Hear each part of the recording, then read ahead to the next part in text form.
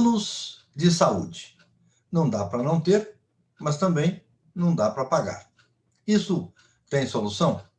Esse é o tema de hoje, nesse nosso diálogo no Espaço Democrático. Trataremos do assunto com Januário Montoni.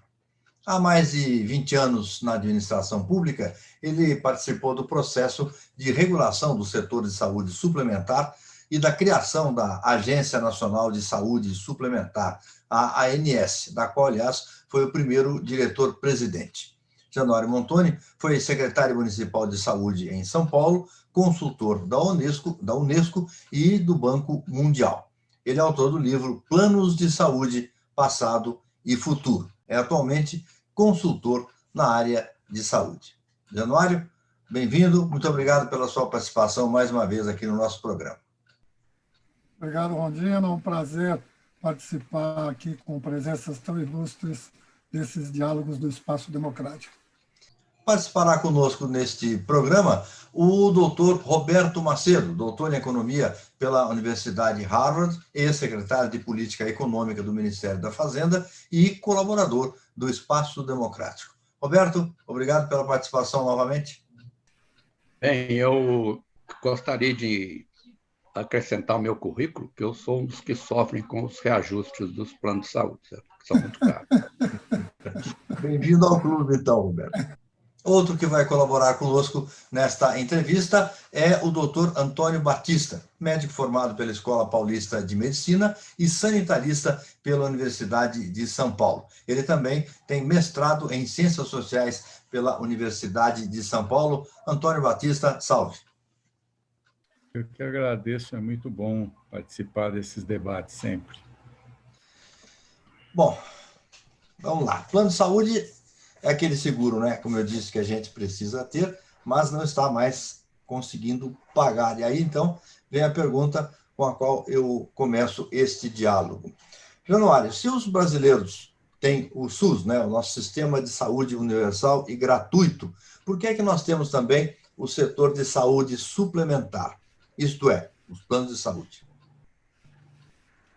Aí eu acho que nós temos que remontar um pouco a própria formação do sistema de saúde brasileiro para entender como isso se entranhou na nossa sociedade. Realmente, o Brasil é talvez o maior sistema universal do mundo, né? O SUS é o maior sistema universal do mundo, ou um dos maiores, sem dúvida nenhuma, e, paralelamente, é um dos países onde o setor, a iniciativa privada, também é mais forte e mais ampla no mundo. Então, não há muitos países, ou não há nenhum, que tenha essa duplicidade, um sistema público universal e um sistema privado tão forte como nós temos. Você tem países onde um predomina. Estados Unidos, por exemplo, predomina o setor privado fortemente. Na Inglaterra, no Reino Unido, predomina o sistema público. No Brasil, nós temos os dois com uma força muito grande, apesar da disparidade que eles têm entre si, que a gente vai acabar explorando aí um pouco ao longo da fala. Mas isso tem origem na nossa formação e nas falhas do nosso sistema de saúde, que são falhas históricas. O nosso modelo de saúde pública foi um modelo construído aos trancos e barrancos. Ele tem muitas vitórias a mostrar, né? Não é o caso aqui, mas vale a pena, em algum momento, uma discussão mais aprofundada sobre o SUS, o quanto o SUS significou de avanço na saúde pública brasileira, na saúde dos brasileiros.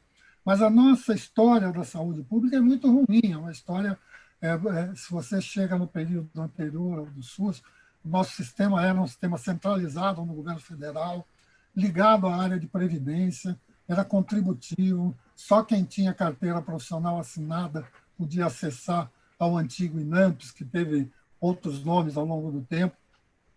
Era um sistema limitado, com os equipamentos de saúde praticamente concentrados na região sul, na região sudeste principalmente, e de acesso não universal. E com uma presença já muito forte da iniciativa privada como prestadora de serviços. Já naquele momento, a maioria dos serviços prestados pelo antigo INAMPS eram contratadas junto ao setor privado. Então, o nosso setor privado era um setor muito forte. e, naturalmente, ele foi se organizando para atender a população, vender serviços de uma forma mais organizada. Isso se acirrou com a industrialização.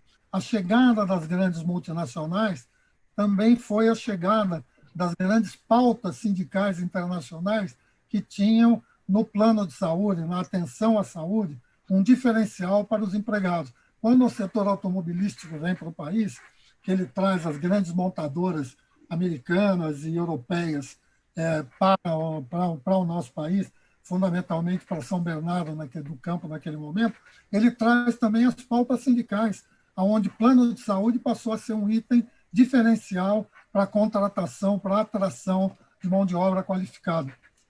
Isso acabou criando um mercado num ambiente que era extremamente propício. Você já tinha prestadores de serviços privados, e aí privado, filantrópico ou não, né? Porque no Brasil muitas vezes a gente tende a achar que o filantrópico é quase público, e ele tem características de público, mas são empresas privadas sem fins lucrativos. Já havia um ambiente propício em relação a isso, e o mercado se desenvolveu. Esse mercado privado dos planos de saúde se desenvolveu fortemente a partir da industrialização. Quando nós chegamos na Constituição de 88, nós chegamos com um mercado de planos de saúde já extremamente plantado. Desde a década... A Abrange, por exemplo, a Associação Brasileira de Medicina de Grupo, ela é dos anos 60. Né? As entidades já se organizavam naquele período. Quando você chega na Constituição, nós temos uma mudança brutal no modelo, uma mudança positiva, mas muito forte, que demorou para ser implantada. Primeiro, que o sistema foi totalmente descentralizado. Estados e municípios que tinham papel mínimo na construção da saúde pública formalmente passaram a dividir com a União essa responsabilidade. O sistema passou a ser universal, ou seja, todos os brasileiros, na verdade, todos os moradores passaram a ter direito, independente de ter uma carteira profissional ou não. Só isso dobrou a clientela do sistema público de uma hora para outra, porque antes ele atendia os empregados e as suas famílias, que mal chegavam a 50% da população. Ele, imediatamente, com a mesma base de atendimento, ele passa a ser obrigado a atender toda a população brasileira. E com um rol de cobertura integral, ou seja, né, a integralidade das ações de saúde, e isso também, só isso daria um seminário, como o Batista sabe melhor do que eu, qual era a lista dos atendimentos que deveriam ser feitos a partir do momento da Constituição. Então, o que você tem? Você tem um ambiente propício que gerou um mercado privado muito forte. E quando você tem o SUS é um sucesso? O SUS é um sucesso, mas ele é um sucesso que a sociedade brasileira também não aderiu com aquela... Porque o SUS é todo um sistema regulado, a gente até pode falar isso um pouco para frente. Ele não é um sistema de porta aberta, então as pessoas também não aderem com facilidade ao SUS. Eu, no SUS, não vou no cardiologista porque eu acordei com uma palpitação de manhã. Tem todo um procedimento médico, técnico, que define se eu preciso ou não de um cardiologista. No plano de saúde, eu ligo lá para o meu cardiologista, marco uma consulta e vou lá e falo que eu devo estar com algum problema para ele verificar. Essa diferença, inclusive, quer dizer, para as pessoas, elas já estavam habituadas a um modelo de atendimento, vamos dizer, talvez mais personalizado. E as empresas tinham o plano de saúde como um diferencial competitivo. Então, o mercado continuou muito forte, mesmo com a aprovação do SUS. E o SUS também foi uma implantação. A Constituição também definiu que a iniciativa privada pode atuar na área da saúde, desde que seja regulamentada. Só que essa regulamentação demorou 10 anos. Esses 10 anos talvez tenham sido o período de mais selvageria do mercado. Quando a regulamentação começou a ser feita no Congresso, em 97, que foi onde foi aprovada a primeira lei, nós vivíamos o período que, no meu livro, eu chamei de o período selvagem do mercado. Era um período onde você tinha limite de internação em UTI nos contratos. A pessoa podia ficar 10 dias por ano internada na UTI. Se precisasse de 11 dias de internação, ia para o SUS. As pessoas hoje não lembram disso, né? Mas medicamentos que eram usados numa cirurgia, alguns eram pagos pelas famílias e coisas do gênero. Então, isso, fora fraude, fora uma série de outras coisas. Então, você teve um período muito selvagem que desorganizou também as grandes operadoras de plano de saúde, e quando as seguradoras entraram no mercado, elas queriam algo com maior organização, com uma competição menos desleal por parte desse mercado desregulado. Então, você tem o primeiro movimento de regulação, que é o movimento do mercado, que queria que o plano de saúde fosse parecido com o seguro, né, que é regulado pela SUSEP, tivesse registro, tivesse controle, etc, etc. Mas jamais eles imaginaram que esse controle fosse sobre o que eles vendem como plano de saúde.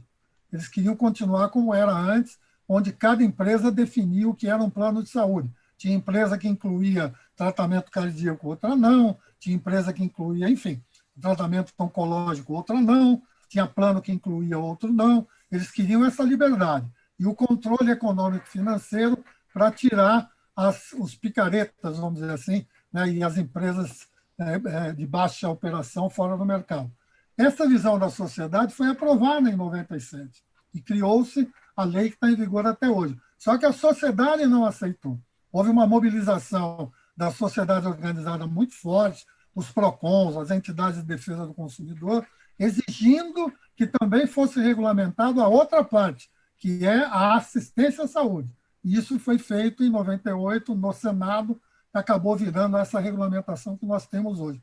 É uma regulamentação sem paralelo no mundo até hoje, mesmo 20 anos depois.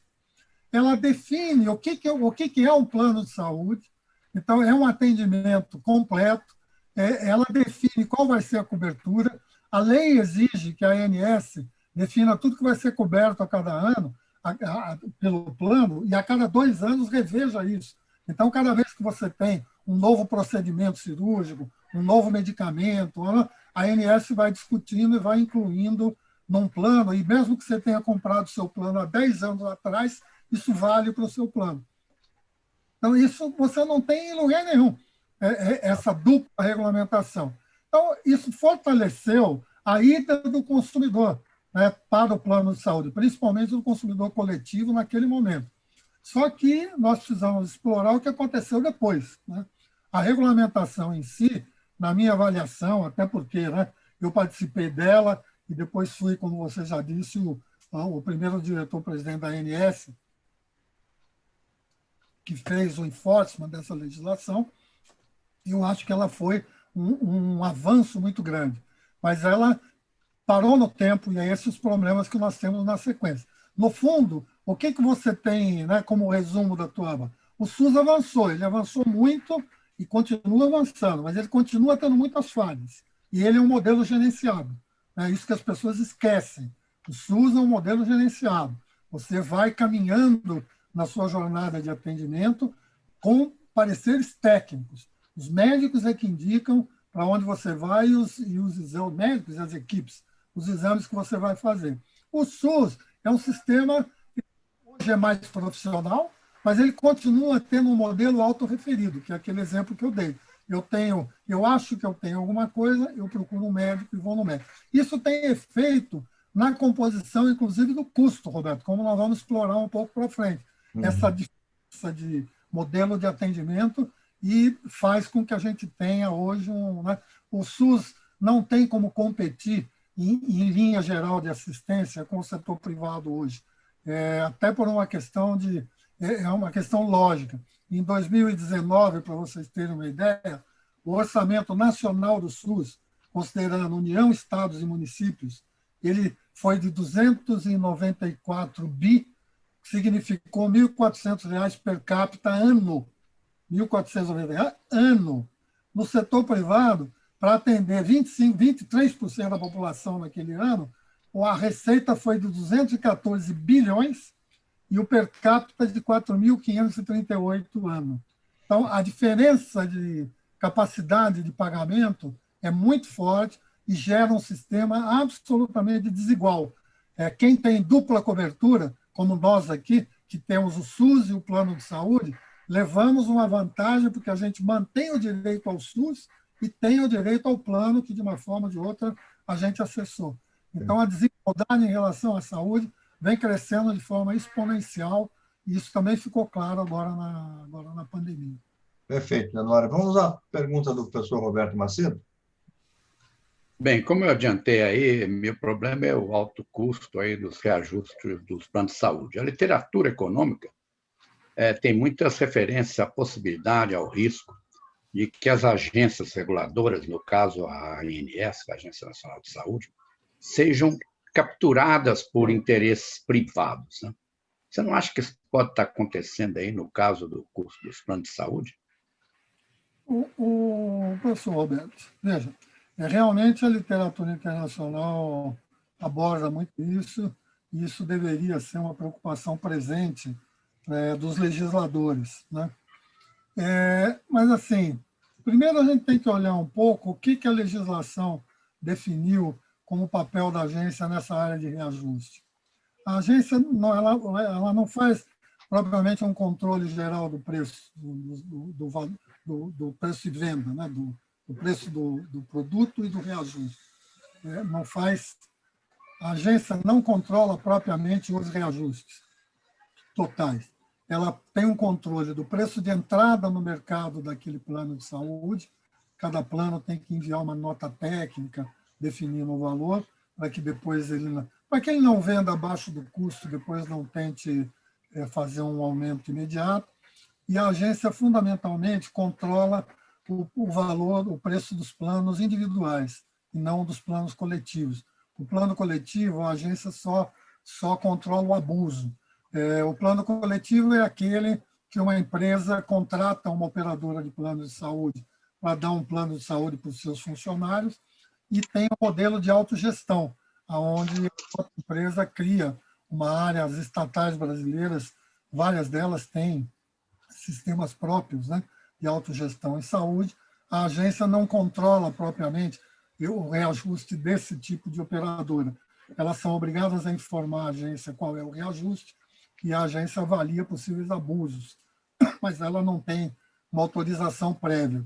No caso do plano individual, que você diretamente compra de uma operadora, aí sim a agência ela controla. Mas o que ela controla? Ela controla o teto do reajuste. Ela não fala o reajuste A, B, C ou D. Ela diz, neste ano, o reajuste máximo aceitável é de X%, e aí as operadoras justificam o reajuste que elas vão dar. Agora, o que aconteceu ao longo do tempo, Roberto? O poder regulatório da agência foi sendo esvaziado. Eu não estou dizendo que não possa haver um grau de aparelhamento, né? Ele sempre é possível, porque, ainda mais numa área como a ANS, que não tinha paralelo no mercado, você não tinha profissionais, nem no setor privado, nem no setor público, com experiência de regular mercado de saúde. Então, a própria agência formou muitos dos executivos que a agência formou no início dela. Nós patrocinamos cursos de mestrado profissional para formar pessoal da agência para trabalhar no setor. Muitos deles hoje são CEOs de planos de saúde, porque o mercado saiu recrutando quem tinha experiência. Então, você tem um imbricamento aí, mas o que teve ao longo do tempo foi um enfraquecimento do poder da agência. E aí eu concordo com você. Houve, sim, ao longo do tempo, as visões que o mercado tem em relação ao preço foram prevalecendo, né? A maior delas foi construir na tese dos reajustes de preço a visão da chamada variação médico-hospitalar, que é um índice desenvolvido para o setor de saúde, que leva em consideração não só o aumento do preço de um procedimento de saúde, ele leva em consideração não só o que uma consulta custava em 2020 e o que ela custa em 2021, mas quantas consultas são realizadas no sistema. Então, quando você colocou na equação essa variação de frequência, você perdeu o controle, porque hoje é feito um estudo num grupo de 800 mil clientes, e é ele que determina a variação. Não é mais não é uma variação de custo imediato. Você tem a variável do custo do produto, você tem essa variável aí do preço referencial, e ainda acrescenta o risco do negócio. Então, essas visões de mercado foram prevalecendo. Um dos exemplos mais fortes desta vitória do mercado nessa discussão de preço foi a pejotização do plano individual. Hoje é difícil você comprar um plano individual. As empresas, as operadoras te oferecem um plano coletivo para 2, 3 vidas. As pessoas hoje criam pessoas jurídicas, né? E aí colocam a esposa, coloca o filho, faz lá 2, 3 vidas e contrata um plano coletivo. Por que o mercado fez isso? Para não ter o controle do plano individual no preço. As pessoas iam para esse tipo de plano, porque o valor da mensalidade era muito naquele momento, só que depois o reajuste, a agência não tinha controle. E ela teve uma segunda vitória quando ela colocou a média de reajuste desses planos coletivos por adesão, que a agência não controla, na equação que faz o reajuste do plano individual. Ela ganhou 2 vezes. Ela ganhou criando esse modelo pejotizado, que eu particularmente acho um absurdo, e ganhou na segunda vez, quando esses aumentos abusivos que ela faz nesse tipo de plano são somados para definir o valor do plano individual. Então, nesse aspecto, sem dúvida, você teve uma prevalência do mercado nessas definições ao longo dos anos da agência. Perfeito. Antônio Batista. Não, Januário, aproveitando um pouco esse histórico, essa trajetória que você descreveu, eu gostaria que você comentasse um pouco a sua visão a respeito da sustentabilidade desse sistema de planos de saúde, uma vez que a tendência do crescimento de custos já foi tocada aí, ela é uma tendência forte, né? A inflação na área de saúde é sempre superior à inflação média geral de preços e tudo mais, por incorporação intensa de tecnologia nascente e uma série de outros fatores que você já tocou um pouco, né? E tudo mais. Mas falando da sustentabilidade, né? A impressão que se tem, assim, à primeira vista, é de que está havendo uma certa... Está se formando um certo oligopólio de operadoras de plano de saúde, até pela necessidade de escala, né? Para suportar esse mercado, né? A viabilidade nesse mercado. Então, a respeito de um certo prognóstico quanto a essa sustentabilidade e a tendência oligopolista do mercado, é que eu queria um comentário seu, por favor. Essa oligopolização, essa concentração no mercado, ela sempre foi mais ou menos esperada. Não se esperava, o órgão regulador, quando olhava, você manter 1.500 operadoras de plano de saúde não parecia uma coisa, principalmente porque a nossa lei exige um atendimento integral. Então, as pequenas operadoras, elas não têm como manter um sistema para levar as pessoas para outros lugares para ser atendidas. Então, a concentração era esperada. O que começou a acontecer por conta das falhas que nós temos na regulação é que você começou a ter uma verticalização muito forte. Você começou a ter planos de saúde sendo donos de hospitais, donos de clínicas, e passando a ter os profissionais de saúde como funcionários, não como contratados. Isso começou a distorcer, por um lado, a competitividade. Foi um desvio que cresceu muito. Hoje, se você olhar o noticiário, as 2 maiores operadoras deste modelo, né, acabaram de se fundir e montaram o maior gigante latino-americano na área de atenção à saúde, porque virou uma tendência operadoras terem seus próprios hospitais, suas próprias clínicas, ou seja, a maior parte do serviço que ela presta, ela tenta prestar em equipamentos próprios para poder ter sustentabilidade econômica. Isto, por um outro lado, avançou para uma outra questão, que é o modelo de atenção à saúde. Porque, verticalizado ou não, esse modelo de plano administrado, onde você compra um plano, mas tem uma clínica do plano que você vai ser atendido naquela clínica do plano, e não numa rede de credenciados, ela é o único modelo sustentável a médio prazo, né? E as grandes operadoras de saúde que não adotam esse modelo gerenciado, e algumas que nem podem, as seguradoras, por exemplo, uma seguradora não pode ser dona de um hospital, né, por lei. Então, o que elas perceberam? Que elas têm que começar a trabalhar do outro lado, do lado da saúde e não do lado da doença. Então, a sustentabilidade do setor, ela depende de variáveis macro. Essas variáveis macro têm a ver com o próprio crescimento da economia. O setor de saúde suplementar é muito dependente do emprego, né, porque 80% dos planos são coletivos. Então, você depende muito da atividade econômica e da capacidade de pagamento da população. Depende de questões macro-regulatórias.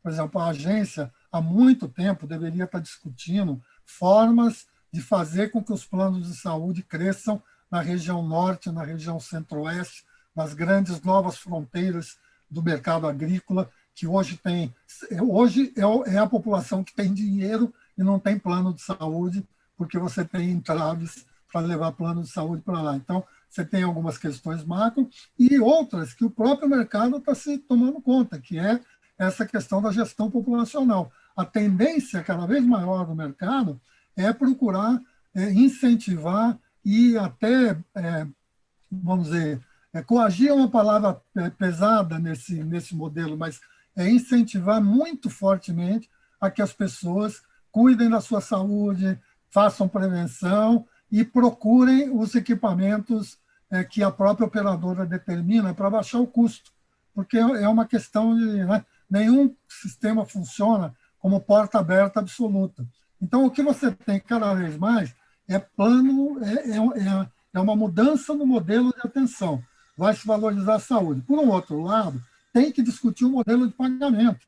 Hoje, o setor de saúde privado funciona prioritariamente no fee-for-service, é pagamento por prestação de serviço. Não tem como, né?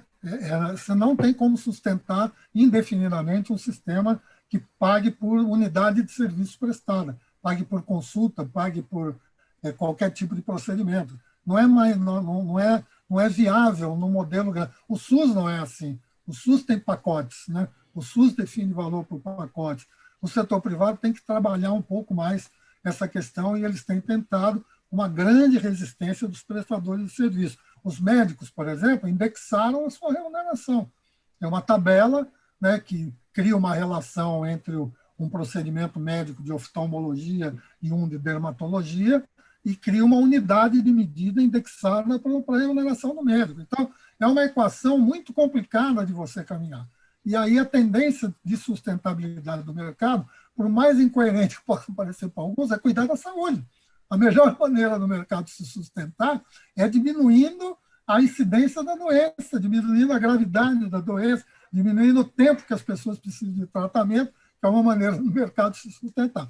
Uma banda mais destrambelhada, vamos dizer assim, do mercado, acha que ainda pode assim, reduzir a regulação e começar a vender os planos populares, planos sem grandes coberturas, porque elas estão com medo da concorrência dos doutor consulta da vida, que estão vendendo consulta no atacado, por atacado, né, a preços chamados populares. Mas isso é assim, é uma visão imediatista que eu acho que não se sustenta por muito tempo. Não vejo muito como abrir essa questão do mercado. O que vai melhorar mesmo é você cuidar da saúde. E as empresas já perceberam isso. A minha operadora, por exemplo, tem uma enfermeira que me liga 2 vezes por mês para saber como é que eu estou, saber se eu estou usando a medicação que eu preciso usar. Isso virou uma tendência. E com a telemedicina, isso vai, né, isso está crescendo de uma forma abissal. Você já tem planos que foram lançados no mercado agora, em que você só tem coparticipação na emergência, para atendimento de emergência, e se você não acionar primeiro o pessoal de emergência da própria operadora. Se você acionar, você não tem coparticipação, é um plano relativamente top e com valores muito abaixo da média do mercado. Então, o mercado se movimenta. Quem não está se movimentando é a agência, né? A agência está mais ou menos parada no tempo em relação à sua capacidade e às suas estratégias. Vamos lá, mais uma pergunta, professor Roberto Macedo? Bem, Januário, eu dei uma olhada nos reajustes do meu plano de saúde, eu tenho que consultar os números aqui, do meu plano de saúde privado, aliás, ele é de autogestão, relativo aos últimos 5 anos. Constatei que a média anual desses reajustes foi de 12,2% ao ano. No mesmo período, a média anual da taxa de inflação, medida pelo IPCA, foi bem menor, de 4,4%, cerca de 1/3 do reajuste dos planos de saúde. Agora, com essa média de 12,2% ao ano, a diferença entre o valor mensal atual de hoje e o primeiro valor do período de 5 anos foi de 77%. É um negócio maluco. A continuar assim, acredito que muitos vão deixar os planos que seguir essa tendência, se ela continuar. O que se pode fazer quanto a isso? O professor Roberto, aí, assim, primeiro que, até voltando um pouco a uma pergunta anterior sua sobre o aparelhamento do mercado, o mercado ganhou várias discussões, essa que você está levantando é uma delas. O setor de saúde suplementar, ele não se movimenta pelo custo da inflação, ele se movimenta por uma variável chamada variação de custos médicos hospitalares, que é um indexador próprio, levantado pelo próprio mercado, e que leva em consideração não só a variação de custo daquele procedimento, porque você tem, por exemplo, o FIP Saúde, é um indexador que pega atividades ligadas à saúde e mede a variação de preços dessas atividades, mas inclusive do próprio plano de saúde. Essa variação médico-hospitalar, ela pega procedimentos médico-hospitalares, ela avalia o custo do procedimento e ela avalia a frequência de utilização, né? Então, assim, você pode ter a consulta médica aumentou apenas 2% ou 3%, e às vezes nem aumentou, as operadoras não deram reajuste, o valor da consulta ficou igual. Mas a massa de usuários que tinha feito 1 milhão de consultas no ano 1, fez 2 milhões de consultas no ano 2. Esse variante aqui vai ser o dobro. Tem material, eu até gostaria muito que você, com a experiência que tem, entrasse nessa discussão, olhasse esses números, porque, particularmente, eu acho que aqui o mercado teve uma vitória que fica incontrolável. Você deu um exemplo, você deu o exemplo da inflação e o reajuste médio do plano, eu vou te dar aqui esse variação do custo médico hospitalar, ele é medido de abril a março de cada ano e serve de base para os reajustes. No período 2019, abril de 2019, março de 2020, esse índice variou 12,5%, contra um IPCA de 3,3%. Esses 12 parecem com o meu número. É isso, exatamente a mesma coisa. E são esses 12,5% que a agência leva em consideração quando ela vai discutir o índice geral de reajuste. Ele leva em consideração a frequência de utilização, e é isso que arrebenta. Porque, até pelo modelo assistencial que nós temos, a frequência de utilização de recursos de saúde no setor privado, no nosso, é estupidamente alta. Nós temos assim, o manual técnico, para te dar uma referência, ele prevê algo em torno de 30 exames de ressonância por ano para cada grupo de 1.000 pessoas, fazendo lá uma série de análises. A média no nosso setor privado é 120, 130 por ano, por grupo de 1.000. Então, assim, nós temos uma taxa de utilização muito grande de consultas, de exames, de terapias em geral, e isso é usado pelo mercado para jogar pesadamente no momento da variação de custo. Por isso, entre outros motivos, é que eu não entendi a agência não ter segurado os reajustes durante a pandemia e não apenas transferido para esse ano. Porque a taxa de utilização dos serviços no ano passado teve uma queda abrupta, teve uma queda imensa. Nem que as pessoas quisessem, elas não poderiam usar tanto, porque os hospitais suspenderam cirurgias eletivas, suspenderam atendimentos que não fossem de urgência e emergência. Então, você teve uma queda na prestação de serviços e o faturamento das empresas continuou o mesmo. Eu acho que a agência poderia ter sido, perdão, acho que a agência poderia ter sido mais rigorosa nesse momento. Mas, do ponto de vista geral do reajuste, essa é toda uma metodologia desenvolvida pelo Instituto de Estudos de Saúde Suplementar, que é bancado pelo próprio mercado e que desenvolveu metodologias como essa para o reajuste. Então, quando você fala, eu não falo em aparelhamento nessas coisas, porque quando você fala em aparelhamento, você está falando uma coisa muito objetiva, né? De repente, você vai entrar para a área de fraude, eu não estou falando nada disso, mas a agência se enfraqueceu muito na sua capacidade de enfrentar o mercado, e aí você tem esse tipo de resultado. Como fazer isso?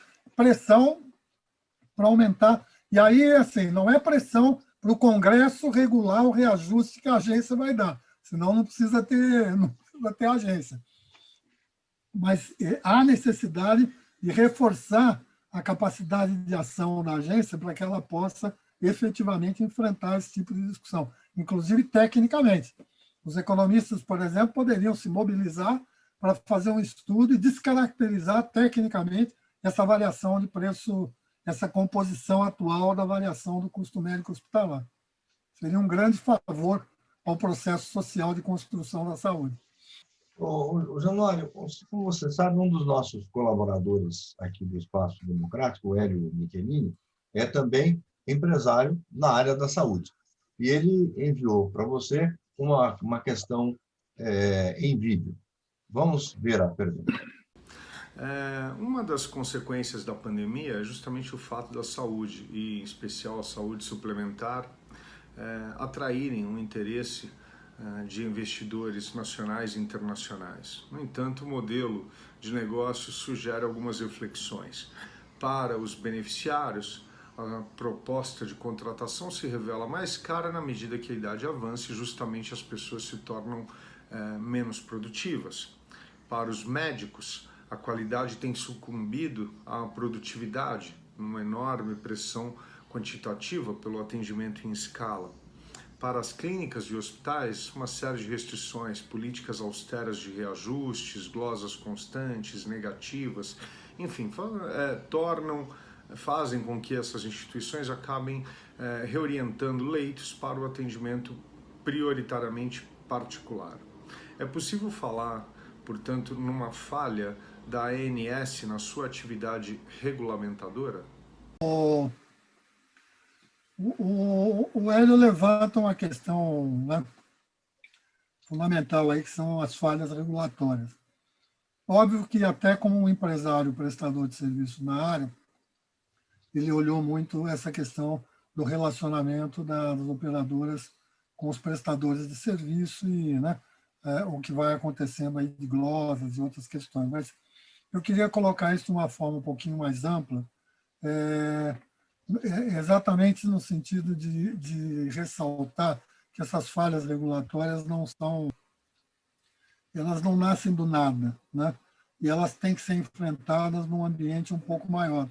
Porque, primeiro, só fazendo um parênteses, eu acho que até nós temos que louvar o trabalho geral da ANS, não estou nem falando, claro, do período que eu estive por lá, mas o período que eu estive por lá contou com técnicos de excelência que foram construindo uma coisa que não existia. Então, nós temos que lembrar, o que eu falo da regulação como um todo, nós temos que lembrar o que era o setor de saúde suplementar, nesse relacionamento também. Quando eu falei que havia um período selvagem, eu falei do cliente, né, do usuário, mas não só. O usuário vivia um período de selvageria, onde ele tinha consultas limitadas, dias de internação limitados, dias de UTI limitados. Mas isso não parava, esse abuso não parava no usuário. Os médicos, por exemplo, a imensa maioria dos médicos não tinha contrato com os planos de saúde. Era feito um negócio que era um credenciamento, era uma discussão que... E o plano credenciava e descredenciava quem queria a qualquer momento. Óbvio que grandes nomes da medicina podiam estar protegidos, mas o médico que trabalha lá no dia a dia, ele nunca teve segurança naquele período. Hoje você tem obrigatoriedade de contrato e regulamentação do descredenciamento. Tem falhas? Tem, mas a regulamentação existe, pode ser aperfeiçoada. A mesma coisa os hospitais e as clínicas. Eu lembro quando nós levantamos, vamos ver como é que é o padrão de contrato das operadoras com os hospitais, não tinha contrato digno do nome, se tinha, né? E isso não dava garantia nem para o hospital, nem para a operadora, e muito menos para o usuário do serviço, porque o hospital podia ser descredenciado a qualquer momento, e às vezes não descredenciava o hospital inteiro, descredenciava um tipo de atendimento.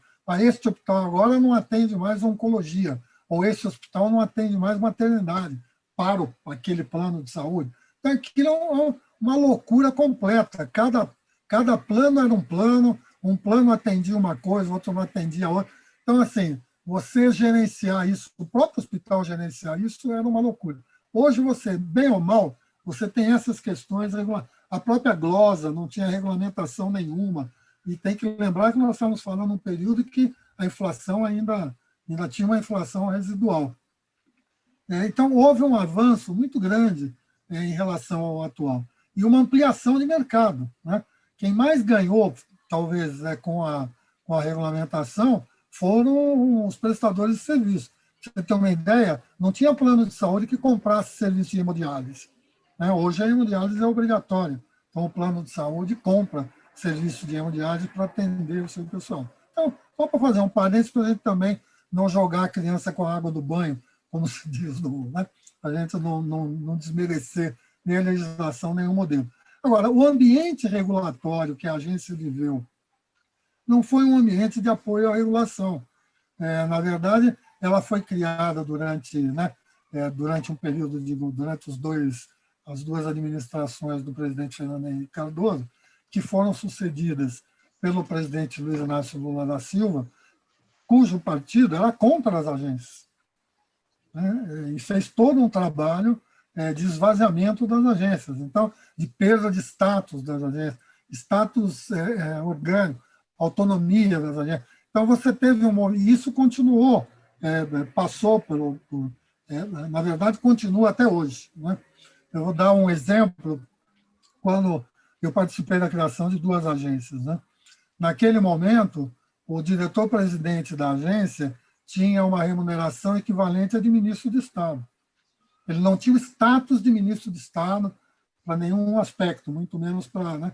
Mas a remuneração era próxima da do de ministro de Estado, o que permitia você valorizar mais as equipes, né? As equipes técnicas que estavam na instituição. Hoje, o nível dirigente é igual ao nível dirigente de um ministério, né? Que é um nível que hoje não é nem metade do valor de um ministro. Eu não estou falando apenas pela remuneração, eu estou dizendo que isso vai reduzindo a capacidade de expansão e vai privilegiando para os cargos de operação os próprios funcionários, que aí tem a vantagem da gratificação. Isso é ruim? Não necessariamente, mas não oxigena, e você não consegue avançar e a coisa vai se perpetuando. Então, o que nós temos são falhas regulatórias. Essas falhas são gerais. Elas teriam que ser enfrentadas ao longo do tempo. Não foi...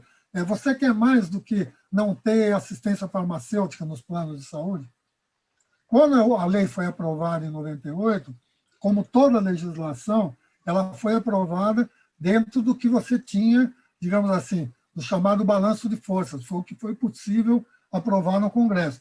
Mas você acha que tem sentido dizer que uma coisa é um plano de saúde se ela não fornece medicamento? Houve um grande avanço, porque antes da regulação, os medicamentos de uso hospitalar muitas vezes não eram fornecidos e a pessoa tinha que comprar, a família tinha que comprar. Hoje não, o uso hospitalar é garantido, mas o medicamento prescrito pelo médico do plano de saúde, não. Então, assim, essas falhas regulatórias não foram enfrentadas ao longo do tempo porque você não teve um ambiente político de fortalecer a regulação. Toda a legislação que saiu de 2000 e tantos para cá foi uma legislação de enfraquecer a regulação. E no setor de saúde suplementar, mais ainda. E não de fortalecer a regulação.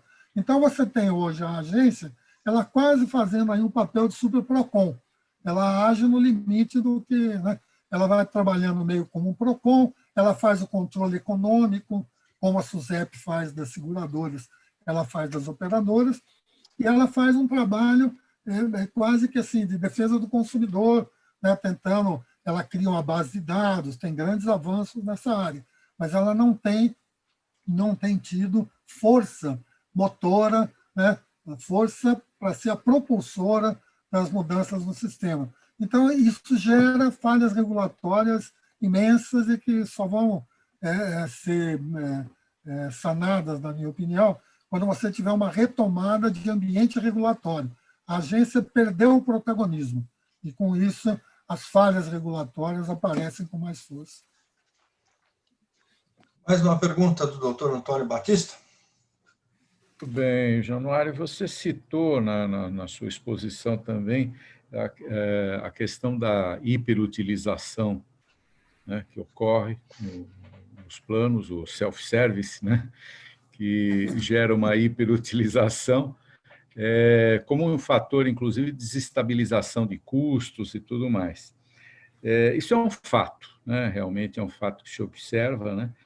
Então, eu queria te perguntar a respeito de fatores moderadores, particularmente da coparticipação nas despesas, ou como é que você vê essa ferramenta e outras ferramentas semelhantes, não para vedar o acesso burocraticamente, que seria muito ruim, você já comentou, inclusive, os planos limitados que tinham vedações que se tornavam dramáticas em determinados momentos, não para fazer esse tipo de contenção, mas para fazer limitações racionais dentro do planejamento geral da assistência, com aqueles cuidados até preventivos que você também citou.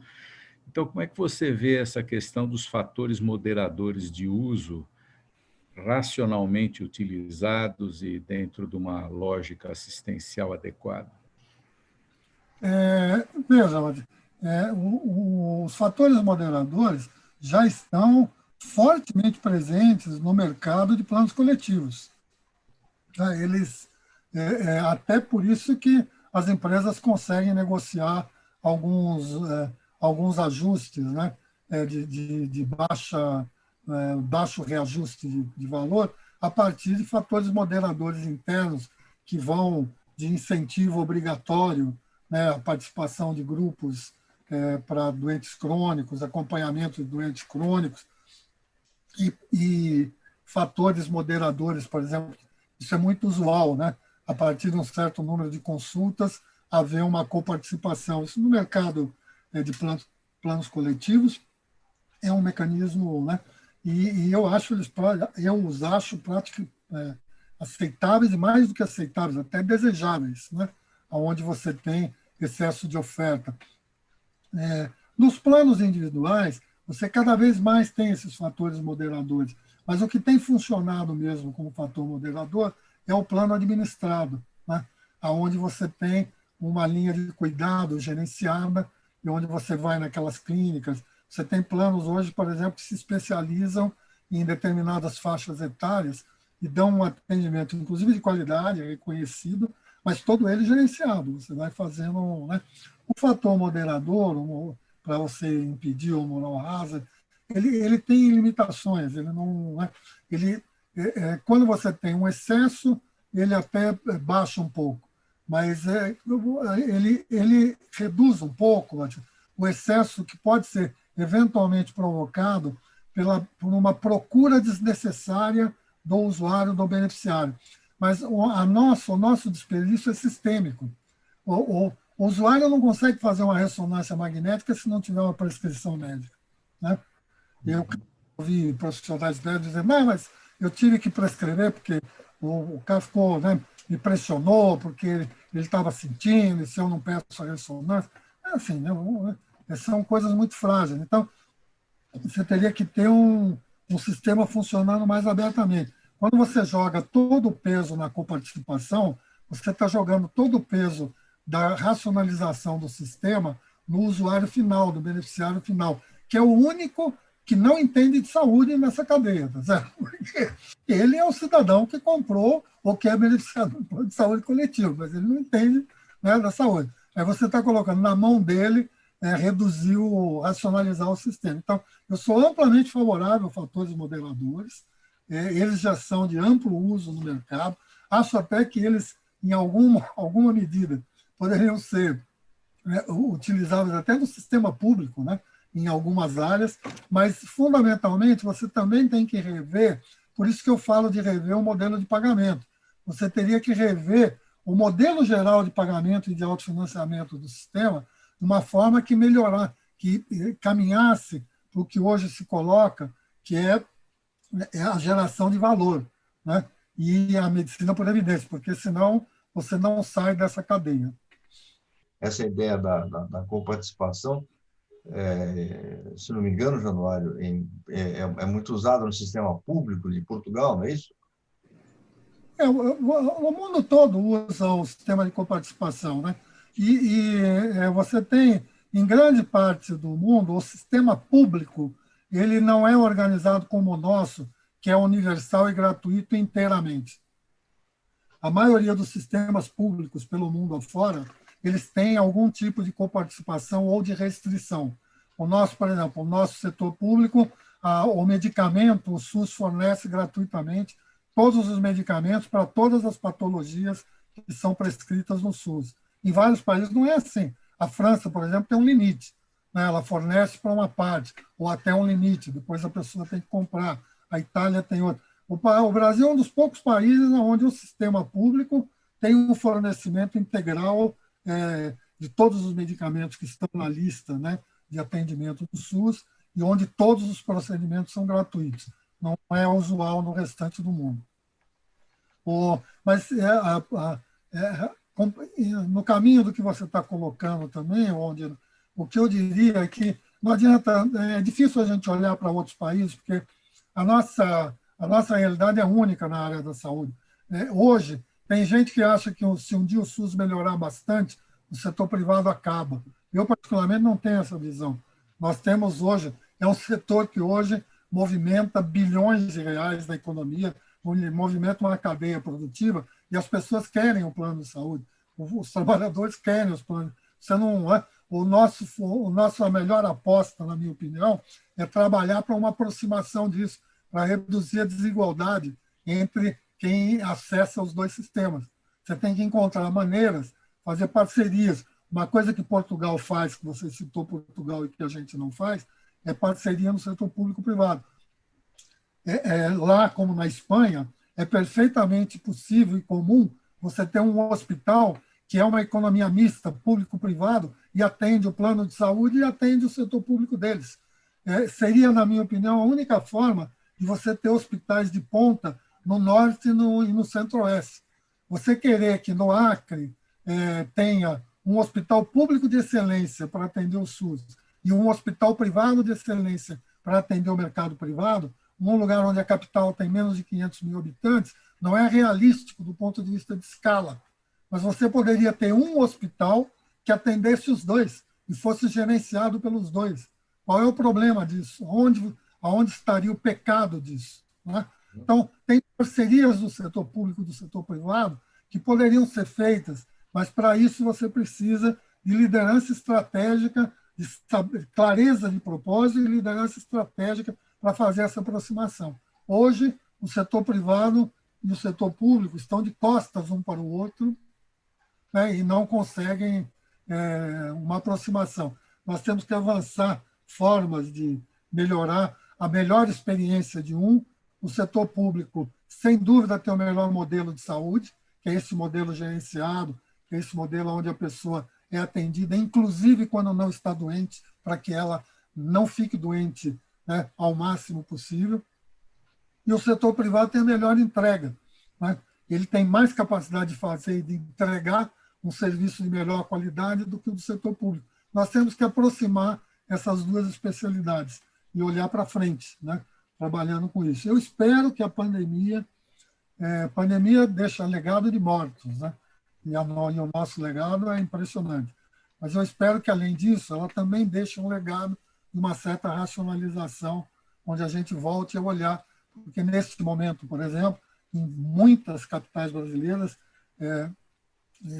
nós temos é que nem quem tem plano de saúde, nem quem tem apenas o SUS, tem uma UTI disponível se precisar, porque, né, o sistema não está organizado e não conseguiu se organizar para isso. Então, é um desperdício permanente esse modelo de competição ou de falsa competição do público com o privado. Nosso futuro é o que eu chamo de integração colaborativa desses dois setores. Perfeito. Eu quero agradecer ao doutor Antônio Batista, aos professores Roberto Macedo e ele, Michelini, que me enviou pergunta também, especialmente a você, não é, Janone? Por mais esta aula que você nos dá aqui nesse diálogo no Espaço Democrático. Muito obrigado, e a você também que nos acompanhou até aqui nesse programa. Até o próximo.